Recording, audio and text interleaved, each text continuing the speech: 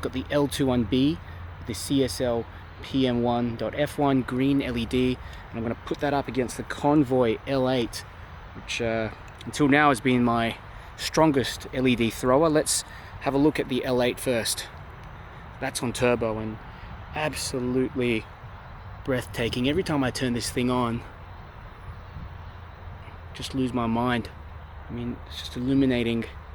Good amount of spill as well, all the way to the end of that oval. Okay, let's turn on the Convoy. Okay, L21B. Okay, and I'd say, it's hard to say really, it looks very close, but the L21B may have just a slight edge, and you can see the different beam profiles as well. With that PM1 emitter, you've got much smaller hotspot, and I'm trying to just illuminate that center area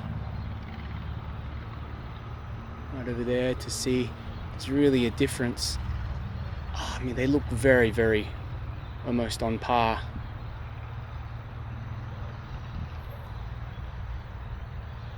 But the L21B does produce less light, and you can tell also in the spill of the beams here on the ground, with the L21B on the right and the L8 on the left.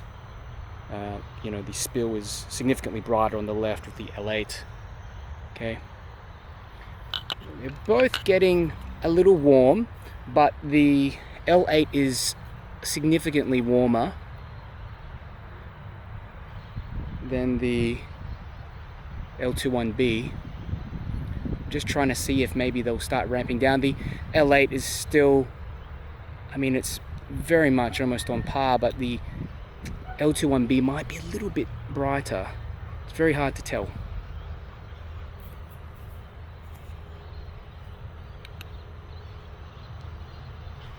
Let's get on the L8 first.